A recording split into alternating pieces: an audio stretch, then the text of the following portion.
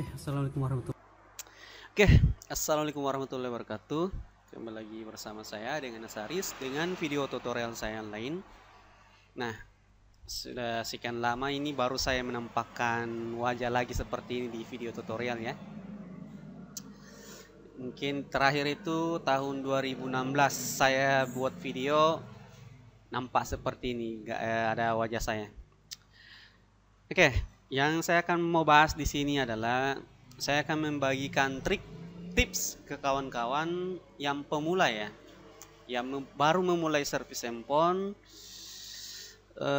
Bagaimana caranya agar cepat berkembang di dunia servis ini ya. Berkembang ini dalam artian entah usia, cara pola berpikirnya untuk di handphone ini supaya lebih cepat memahaminya begitu ya. Bagaimana cara cepatnya memahami pada saat kita servis handphone ini, bagaimana cara menyelesaikan kasus dengan cepat lah seperti itu. Nah, ini ada beberapa syarat ya yang harus kita penuhi. Nah, kita catat saja seperti ini.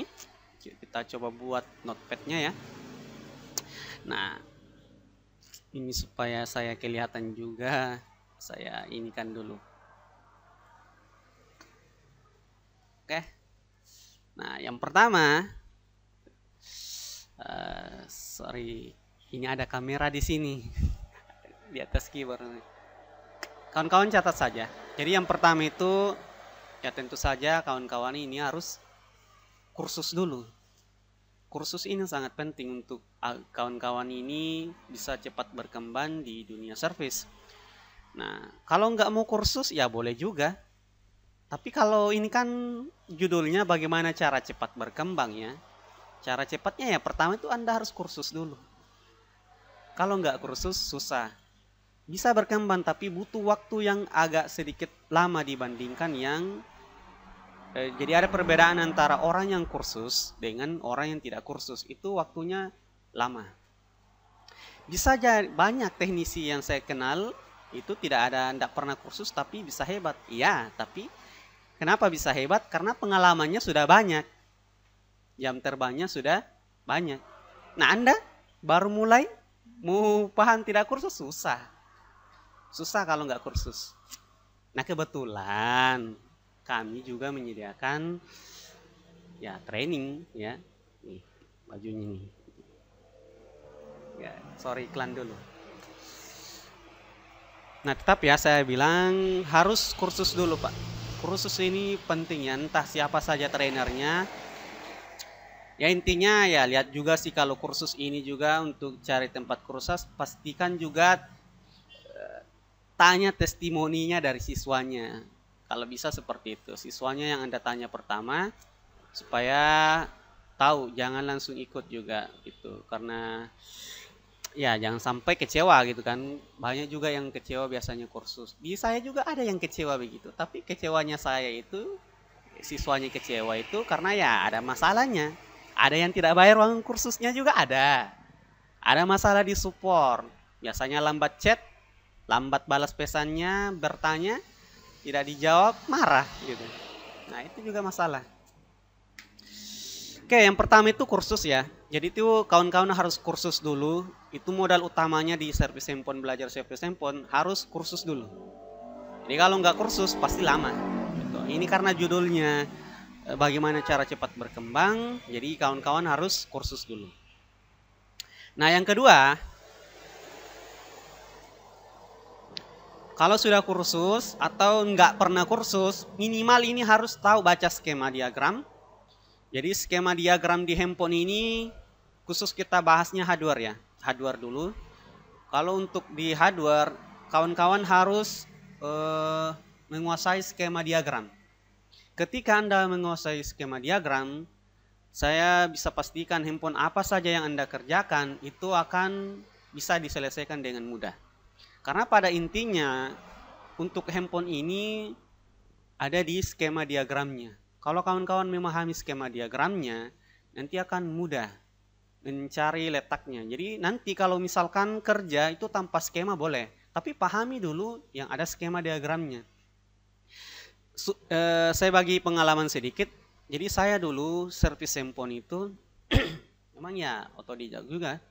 Gitu. Ini yang saya berikan sesuai dengan pengalamannya. Jadi saya hanya belajar dulu skema handphone Nokia saja. BlackBerry, Samsung, iPhone dan lain-lain itu nggak pernah ada yang ngajar saya itu, nggak ada yang ngajar itu baca skemanya. Saya pikirnya begitu, untuk skema handphone ini Nokia, BlackBerry itu beda-beda cara bacanya. Ya, ternyata yang beda itu cuman bentuk diagramnya, cara bacanya sama. Nah, kalau kawan-kawan memahami jalur-jalur pada skema diagram, ya, contoh di sini kita buka skema diagramnya supaya tutorialnya lebih hidup lah gitu.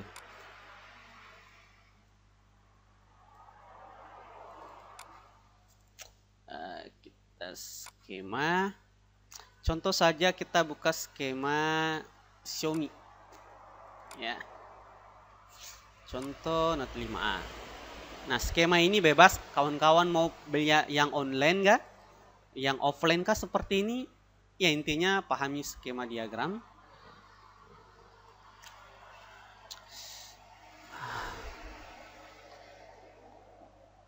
Nah, di sini ya. Kenapa kita perlu memahami skema diagram? Karena ya jalur-jalur di dalam handphone ini berdasarkan skema diagramnya. Kalau kita pahami jalurnya, nah nanti nggak salah kerja, Pak. Nah, di sini untuk handphone apa saja ya, itu jalurnya tuh letak jalur-jalurnya itu sama aja. Perbedaannya nanti di sini adalah letak komponennya. Jadi misalkan ini skema Redmi 5A, itu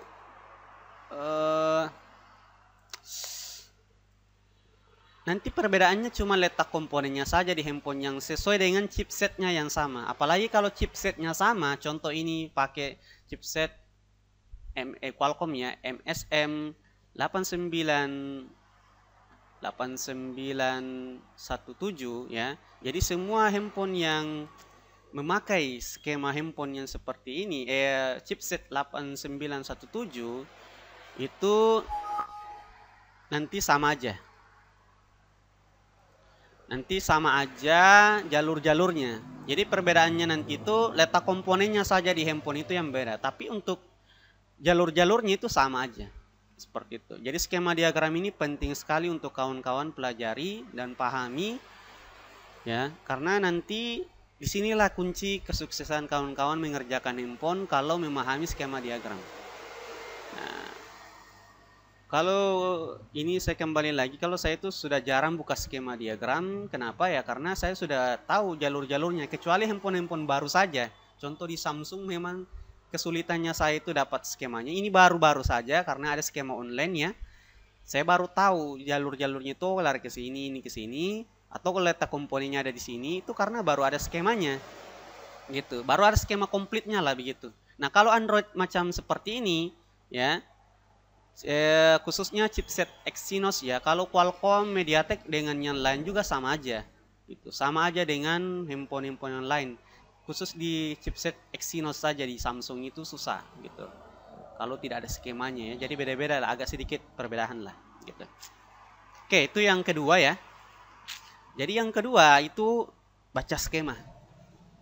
Nah, yang ketiga, kawan-kawan bisa catat, sharing di grup. Maksudnya sharing di grup ini bagaimana ya? Jadi ya harus ada grupnya juga, Pak. Join di grup-grup teknisi ya.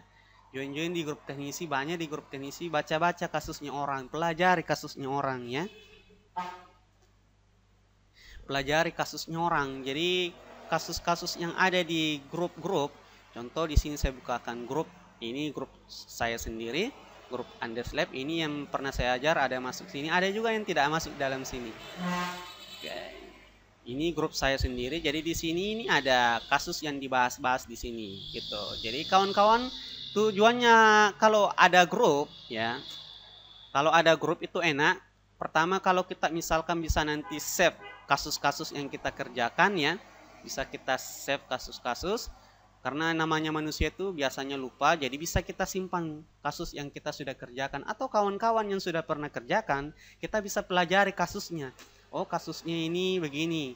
Jadi kalau belajar ya, jangan lihat intinya downnya yang mana. Bukan. Kalau belajar itu jangan lihat daunnya ini apa yang kasih daun, jangan.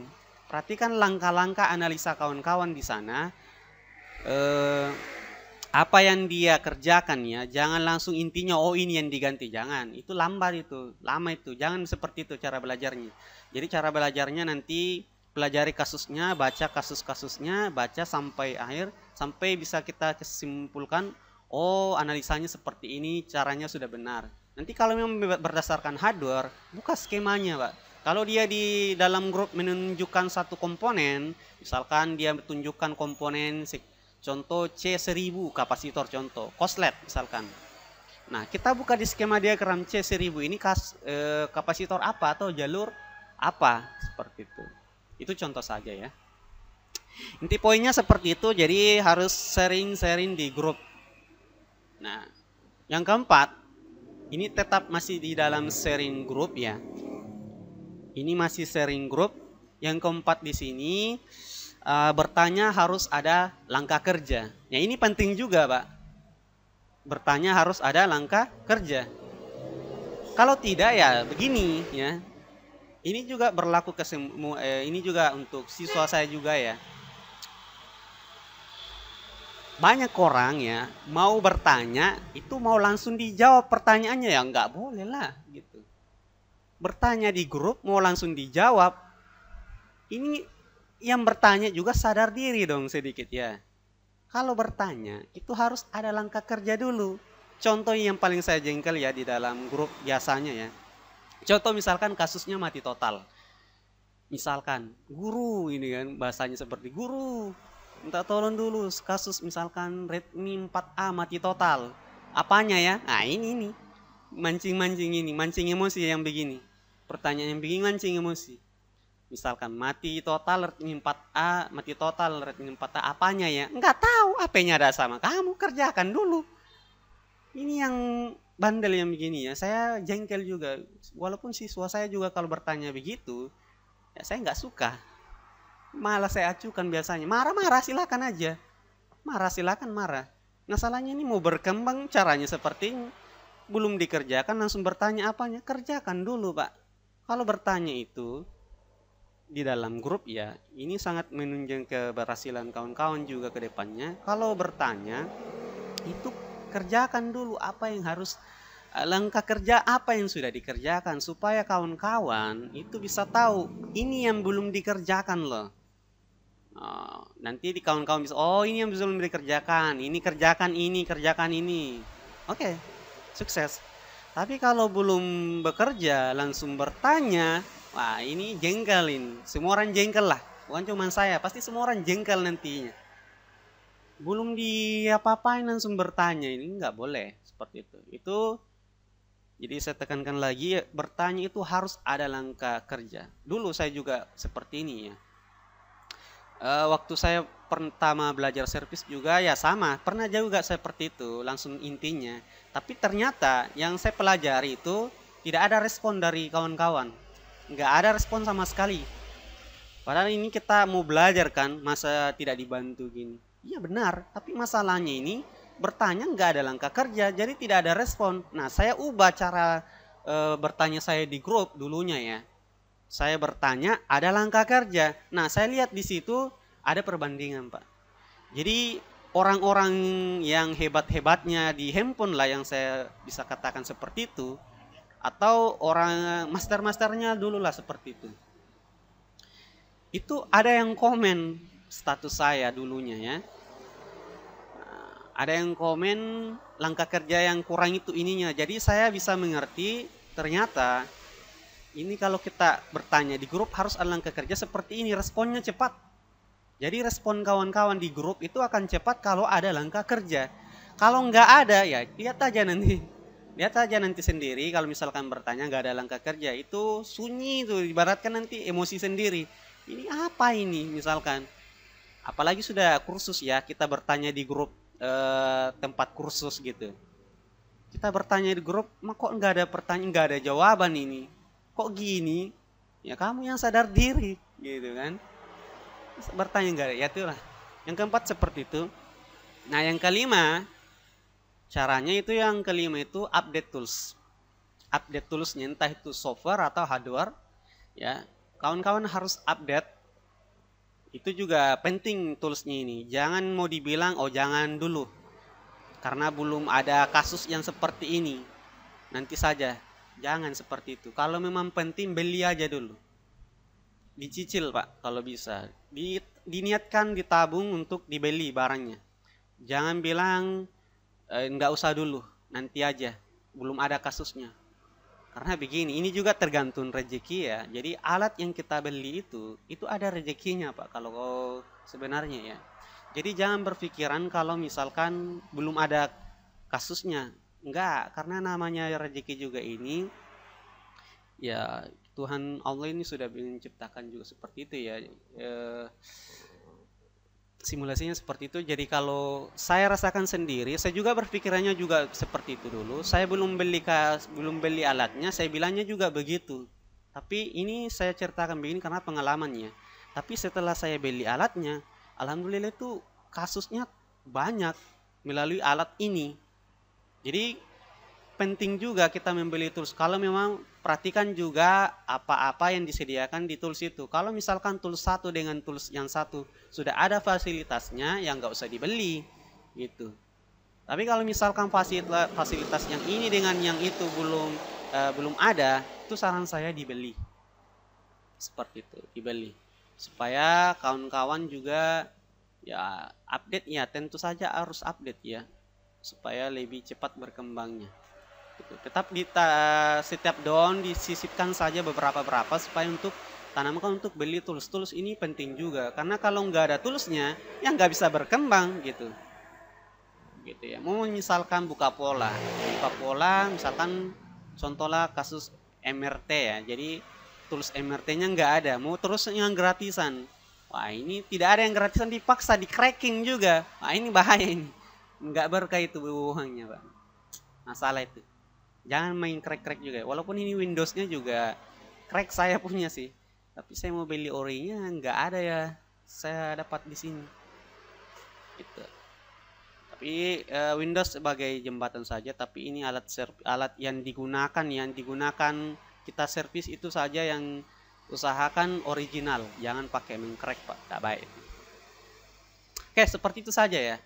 Itu saja tips dari saya bagaimana cara kawan-kawan bisa berkembang, mulai servis ya, dengan cara seperti ini yang saya terapkan 5 itu. Untuk itu nanti kawan-kawan silakan kalau ada yang kurang jelas bisa bertanya atau request juga boleh. Silakan request tools atau cara analisa kasus, bisa silakan ya. Oke, itu saja untuk sesi kali ini ya. Mohon maaf kalau ada salah kata ya. Itu saja yang bisa saya sampaikan. Salam sukses untuk kita semua. Saya Nasaris, Dice Labs.